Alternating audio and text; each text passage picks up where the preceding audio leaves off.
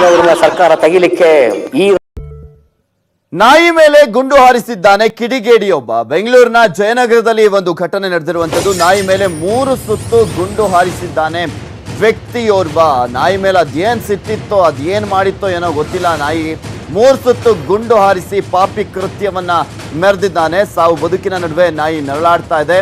ನಾಯಿಯನ್ನ ಆಸ್ಪತ್ರೆಗೆ ದಾಖಲಿಸಿದ್ದಾರೆ ಸ್ಥಳೀಯರು. ಇನ್ನು ಎಕ್ಸ್ರೇ ಮಾಡುವಂತಹ ಸಂದರ್ಭದಲ್ಲಿ ನಾಯಿ ದೇಹದಲ್ಲಿ 3 ಗುಂಡು ಪತ್ತೆ ಆಗಿರುವಂಥದ್ದು. ಮೊನ್ನೆಷ್ಟು ನಿಮ್ಗೊಂದು ಪ್ರಕರಣವನ್ನ ತೋರಿಸಿದ್ವಿ. ರಾಜರಾಜೇಶ್ವರಿ ನಗರದಲ್ಲಿ ಒಂದು ಮರಕ್ಕೆ ವಿಷವನ್ನ ಉಣಿಸಿದ್ದ ಒಬ್ಬ ವೈದ್ಯನೊಬ್ಬ. ಆ ಒಂದು ಕೃತ್ಯದ ಬೆನ್ನಲ್ಲೇ ಮತ್ತೊಂದು ಪಾಪಿ ಕೃತ್ಯ, ಅದು ಬೆಂಗಳೂರಿನಲ್ಲಿ ನಡೆದಿರುವಂಥದ್ದನ್ನ ತೋರಿಸ್ತಾ ಇದೀವಿ.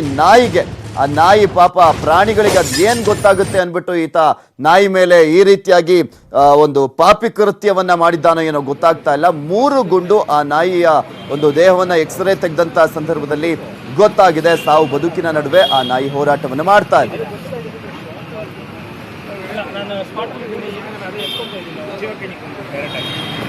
ಸೊ ಈ ವಿಚಾರ ಗೊತ್ತಾಗ್ತಿದ್ದ ಹಾಗೆ ಆ ಒಂದು ನಾಯಿಯ ಮೈ ಮೇಲೆ ಬ್ಲಡ್ ಬರ್ತಾ ಇರುತ್ತೆ. ಆ ಬ್ಲಡ್ ಬರ್ತಿದ್ದ ಹಾಗೆ ಅಲ್ಲಿದ್ದಂತ ಸ್ಥಳೀಯರು ಅದನ್ನ ಗಮನಿಸ್ತಾರೆ. ಆ ನಾಯಿಗೂ ಕೂಡ ನಡೆಯೋದಕ್ಕೆ ಆಗ್ತಾ ಇರಲ್ಲ. ಈ ಸಂದರ್ಭದಲ್ಲಿ ಆ ನಾಯಿಯನ್ನ ಸ್ಥಳೀಯರು ಆಸ್ಪತ್ರೆಗೆ ಕರ್ಕೊಂಡು ಹೋಗ್ತಾರೆ. ಆಸ್ಪತ್ರೆಯಲ್ಲಿ ಚಿಕಿತ್ಸೆಯನ್ನ ಕೂಡ ಕೊಡಿಸ್ತಾ ಇರುವಂತದ್ದು. ಅದರ ಎಕ್ಸ್ರೇಯನ್ನ ಕೂಡ ತೆಗೆಸಲಾಗಿದೆ. ಅವಾಗ್ಲೇ ಗೊತ್ತಾಗಿರೋದು ಈ ನಾಯಿಗೆ 3 ಸುತ್ತಿನ ಗುಂಡನ್ನ ಹಾರಿಸಲಾಗಿದೆ ಅನ್ನೋದು ಎಕ್ಸ್ರೇ ತೆಗೆದಂತ ಸಂದರ್ಭದಲ್ಲಿ ಗೊತ್ತಾಗಿದೆ. ಇನ್ನು ಈ ಕುರಿತಂತೆ ಹೆಚ್ಚಿನ ಡೀಟೇಲ್ಸ್ ಅನ್ನ ನೀಡ್ತಾರೆ ನಮ್ಮ ಪ್ರತಿನಿಧಿ ಮುನಿರಾಜು ದೂರವಾಣಿ ಸಂಪರ್ಕದಲ್ಲಿದ್ದಾರೆ. ಎಸ್ ಮುನಿರಾಜು, ಆ ನಾಯಿ ಹೇಗಿದೆ, ಯಾರು ಗುಂಡನ್ನ ಹಾರಿಸಿದ್ದಂತೆ, ಇದ್ರ ಬಗ್ಗೆ ಏನಾದ್ರು ಮಾಹಿತಿ ಸಿಗ್ತಾ?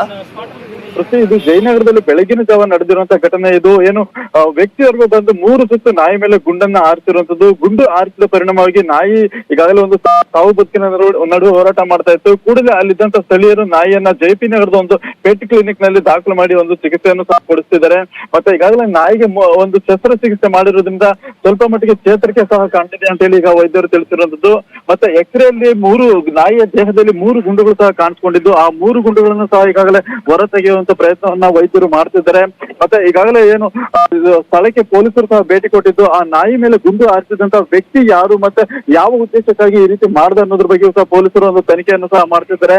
ಮತ್ತೆ ಖುದ್ದು ಜಯನಗರ MLA ಆದಂತಹ ಸೌಮ್ಯ ರೆಡ್ಡಿ ಅವರು ಸಹ ಒಂದು ಪೊಲೀಸರಿಗೆ ಈ ಬಗ್ಗೆ ಒಂದು ಕಠಿಣ ಕ್ರಮ ಕೈಗೊಳ್ಳಬೇಕು, ಏನು ನಾಯಿ ಮೇಲೆ ಒಂದು ಗುಂಡು ಹಾರಿಸಿದಂತ ವ್ಯಕ್ತಿಯನ್ನ ಬಂಧಿಸಬೇಕು ಅನ್ನೋ ಒಂದು ಸೂಚನೆಯನ್ನು ಸಹ ಕೊಟ್ಟಿರುವಂತದ್ದು. ಪೃಥ್ವಿ, ಇದೇನ್ ಸಾಕಿದ್ ನಾಯಿನ ಅಥವಾ ಬೀದಿಲಿ ಓಡಾಡ್ತಿದ್ದಂತ ನಾಯಿನ ಅಂತ? ಪೃಥ್ವಿ, ಅದು ಮೇಲ್ನೋಟಕ್ಕೆ ಬೀದಿ ನಾಯಿ ಅಂತ ಹೇಳಿ ಬಂದಿರುವಂತದ್ದು. ಏನು ಜಯನಗರದ 6ನೇ ಬ್ಲಾಕ್ ನ ರಸ್ತೆಯಲ್ಲಿದ್ದಂತ ನಾಯಿ ಮೇಲೆ ಗುಂಡು ಹಾರಿಸಿರುವಂತದ್ದು. ಪೃಥ್ವಿ, ಓಕೆ, ಥ್ಯಾಂಕ್ ಯು ಮುನಿರಾಜು ನಿಮ್ಮೆಲ್ಲ ಡೀಟೇಲ್ಸ್ಗಾಗಿ.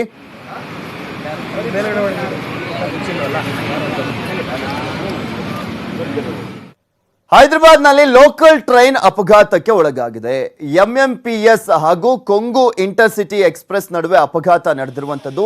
ಕಾಚುಗೂಡ ರೈಲ್ವೆ ನಿಲ್ದಾಣದಲ್ಲಿ ಮುಖಾಮುಖಿ ಡಿಕ್ಕಿ ಆಗಿದ್ದು 30ಕ್ಕೂ ಹೆಚ್ಚು ಪ್ರಯಾಣಿಕರಿಗೆ ಗಾಯವಾಗಿದೆ. ಯಾವುದೇ ರೀತಿಯಾದಂಥ ಸಾವು ನೋವಿನ ವರದಿಯಾಗಿಲ್ಲ.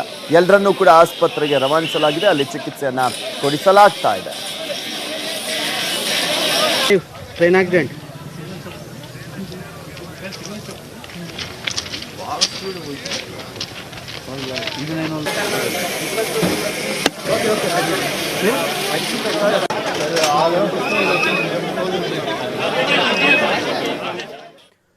ನೀವು ನಿದ್ದೆ ಮಾಡ್ತೀರಿ, ಅವರು ಎದ್ದಿರ್ತಾರೆ. ಅವರು ಬಂದ್ರೆ ಮುಗೀತು ನಿಮ್ ಕತೆ. ಜನರೇ ಹುಷಾರ್ ಹುಷಾರ್.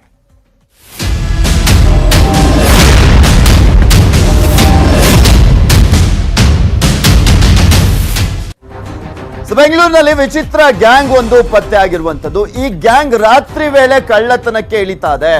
ಎಲ್ಲರೂ ಮಲಗಿದ್ದಾಗ ಕಾರ್ಯಾಚರಣೆಯನ್ನ ನಡೆಸುವಂತ ಇವರು ಮೈ ಮೇಲೆ ಚಡ್ಡಿ ಬಿಟ್ಟು ಮತ್ತಿನ್ನೇನನ್ನು ಕೂಡ ಹಾಕೊಳ್ಳೋದಿಲ್ಲ. ಸಪ್ಪಳ ಆಗಬಾರ್ದು ಎನ್ನುವ ಕಾರಣಕ್ಕೆ ಅವರು ಚಪ್ಪಲಿಯನ್ನು ಕೂಡ ಕೈಯಲ್ಲೇ ಇಟ್ಕೊಂಡು ಓಡಾಡ್ತಾರೆ. ಮತ್ತೊಂದು ವಿಚಿತ್ರ ಅಂದ್ರೆ ಇವರ ಕೈಯಲ್ಲಿ ಕಲ್ಲಿರುತ್ತೆ. ಯಾರಾದ್ರೂ ಎದುರಿಗೆ ಸಿಕ್ಕಿದ್ರೆ ಮುಗಿದೋಯ್ತು ಕತೆ, ಅವ್ರ ಕತೆನೆ ಮುಗಿಸಾಕ್ಬಿಡ್ತಾರೆ.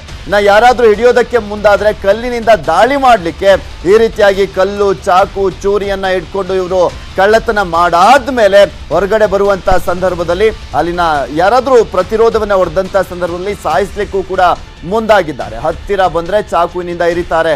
ಯಾರ ಹಿಡಿತಕ್ಕೂ ಕೂಡ ಸಿಗಬಾರ್ದು ಅನ್ನೋ ಕಾರಣಕ್ಕೆ ಮೈಗೆ ಎಣ್ಣೆಯನ್ನ ಕೂಡ ಹಚ್ಕೊಂಡಿರ್ತಾರೆ, ಜಾರ್ಲಿ ಯಾರಾದ್ರೂ ಹಿಡಿಯೋದಕ್ಕೆ ಬಂದಂತ ಸಂದರ್ಭದಲ್ಲಿ ಅನ್ನೋ ಕಾರಣಕ್ಕೆ. ಈ ದೃಶ್ಯಗಳೆಲ್ಲವೂ ಕೂಡ CCTVಯಲ್ಲಿ ಸೆರೆಯಾಗಿದೆ. ಇನ್ನು ಬೆಂಗಳೂರು ಅಷ್ಟೇ ಅಲ್ಲ, ರಾಯಚೂರಿನಲ್ಲೂ ಕೂಡ ಚಡ್ಡಿ ಗ್ಯಾಂಗ್ ಪ್ರತ್ಯಕ್ಷವಾಗಿರುವಂತದ್ದು ಭಯವನ್ನ ಹುಟ್ಟಿಸಿದೆ. 10 ಜನರ ಪೈಕಿ, ಆ ಗ್ಯಾಂಗ್ ನಲ್ಲಿ ಇದ್ದಂತ 10 ಜನರ ಪೈಕಿ 5ರನ್ನ ಈಗ ಆಲ್ರೆಡಿ ರಾಯಚೂರಿನ ಪೊಲೀಸರು ಬಂಧಿಸಿದ್ದಾರೆ.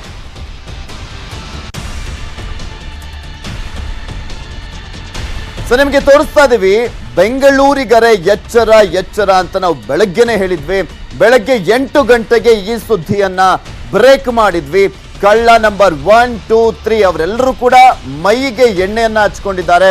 ಕೈಯಲ್ಲಿ ಒಬ್ಬೊಬ್ರು ಕಲ್ಲಿಟ್ಕೊಂಡಿರುವಂಥದ್ದು, ಕೆಲವರು ರಾಡ್ ಇಟ್ಕೊಂಡಿದ್ದಾರೆ, ಇನ್ನು ಕೆಲವರು ಅಲ್ಲಿ ಚಾಕುವನ್ನ ಇಟ್ಕೊಂಡಿರುವಂಥದ್ದು. ಚಿನ್ನ ಬೆಳ್ಳಿ ಏನೇನ್ ಸಿಗುತ್ತೆ ವಸ್ತುವನ್ನ ಕತ್ಕೊಂಡು ಹೇಗೆ ಪರಾರಿ ಆಗ್ತಾ ಇದ್ದಾರೆ ಅನ್ನೋದನ್ನ ಗಮನಿಸ್ತಾ ಇದ್ದೀರಾ. ನವೆಂಬರ್ 3ನೇ ತಾರೀಕು ಈ ಒಂದು ಪ್ರಕರಣ ನಡೆದಿರುವಂತದ್ದು ಸುಬ್ರಹ್ಮಣ್ಯ ನಗರದಲ್ಲಿ. ಪೊಲೀಸರಿಗೆ ಈಗ ಸವಾಲಾಗಿದ್ದಾರೆ. ಇವರನ್ನ ಹುಡುಕುವಂತ ಪ್ರಯತ್ನವನ್ನ ಪೊಲೀಸರು ಮಾಡ್ತಾ ಇರುವಂತದ್ದು, ಹರಸಾಹಸವನ್ನ ಪಡ್ತಾ ಇದ್ದಾರೆ. ಯಾರಪ್ಪ ಇವರು, ಈ ಕಳ್ಳರು ಎಲ್ಲಿಂದ ಬಂದ್ರು, ಏನು ಎತ್ತ ಅಂತ. ನಟೋರಿಯಸ್ ಕಳ್ಳರು ಇವರು. ಯಾರಾದ್ರೂ ಮುಂದೆ ಬಂದ್ರೆ, ಇವರನ್ನ ಹಿಡಿಯೋದಕ್ಕೆ ಬಂದ್ರೆ, ಇವರನ್ನ ಬಂಧಿಸೋದಕ್ಕೆ ಬಂದ್ರೆ, ಅವರನ್ನ ಸಾಯಿಸೋದಕ್ಕೂ ಕೂಡ ಹಿಂದೆ ಮುಂದೆ ನೋಡೋದಿಲ್ಲ ಅಂತ ನಟೋರಿಯಸ್ ಕಳ್ಳರು ಇವರು.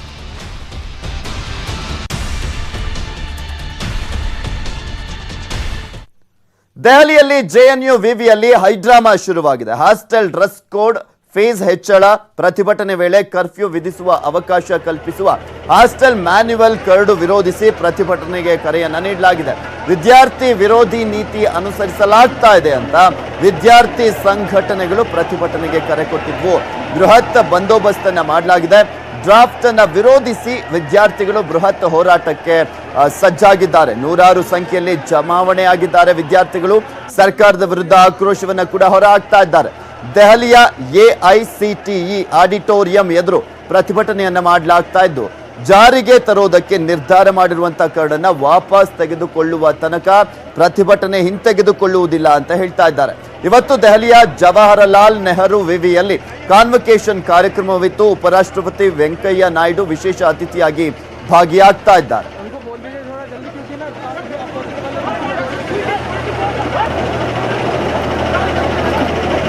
दे दिया, तोड़ दिया, लात लात मारा।